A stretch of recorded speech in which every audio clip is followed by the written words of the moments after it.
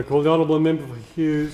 Thank you, Deputy Speaker, and I'd like to continue from where I was speaking this morning on a few mistaken concepts surrounding the Moorebank Intermodal terminal, Deputy Speaker. The first, that it takes trucks off-road; the second, that it reduces pollution; and the third, that it will save costs, Deputy Speaker. All simplistic motherhood statements, but when you dig down to the facts, Deputy Speaker, they are all completely misguided. Firstly, Deputy Speaker, the idea that it takes trucks off the road. You need to look at where the containers actually go in Sydney, and you also need to look at where the goods from those containers go to work out that this will not take trucks off-road. It will simply relocate the starting point for those containers from the Port of Botany out to Moorebank, Deputy Speaker. The goods still have to get on the road. Now, there's two ways it can happen, Deputy Speaker. Firstly, it's the containers that will be transported and relocated from the site.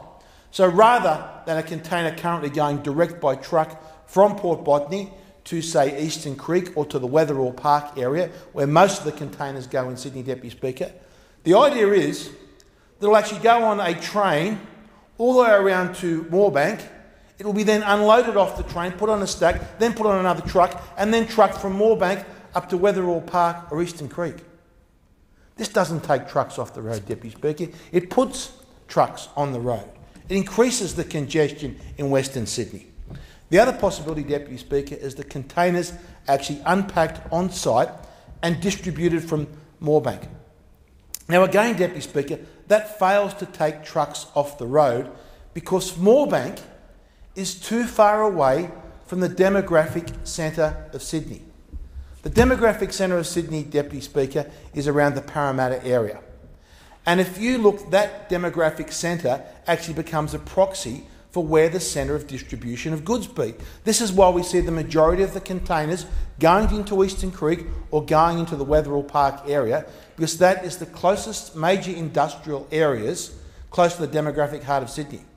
So if you, instead of distributing those goods from a warehouse in those areas, and move your distribution point down to Moorebank, Deputy Speaker, your smaller trucks actually have more miles of Sydney to cover than they otherwise would.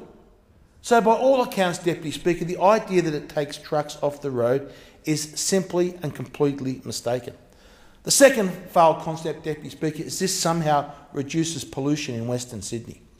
Now, Deputy Speaker, it is true that if you move goods on rail as compared to road, you use less diesel fuel. In fact, Deputy Speaker, using the proponent's own numbers, you use half the diesel fuel. So yes, it is true, just the container movement compared to a road movement, you will reduce carbon dioxide emissions, that clear, odourless, harmless gas that makes the plants grow, Deputy Speaker. But the real dangerous air pollution, fine and coarse particulate matter, pollution that causes lung cancer, heart disease, childhood asthma, Deputy Speaker, and kills thousands of people in Sydney every single year, Deputy Speaker, by taking a container off a truck and putting it on these old locomotives, these 40 and 50-year-old locomotives, without any pollution controls, Deputy Speaker, actually increases the pollution almost tenfold.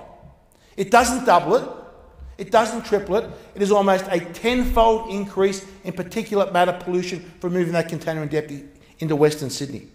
Of course, Deputy Speaker, the third failed logical idea of this that will save costs. Deputy Speaker, an intermodal concept of shuffling goods out to Western Sydney is simply a case of double handling. You have a second lift. You have the lift at the port. You also have a lift at the intermodal, Deputy Speaker. And we also have the costs. The location of Moorebank is actually located almost on an island around the Georges River.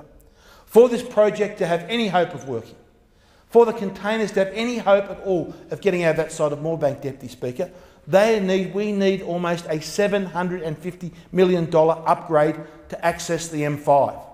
Deputy Speaker, the current bridge across the M5 takes 120,000 cars a day.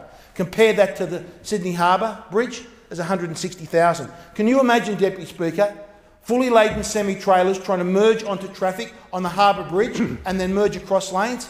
This is the insanity that they're trying to do at Moorebank. Without that $150 million at least upgrade, the terminal will simply not work. It will be a white elephant, Deputy Speaker. And there's the opportunity cost.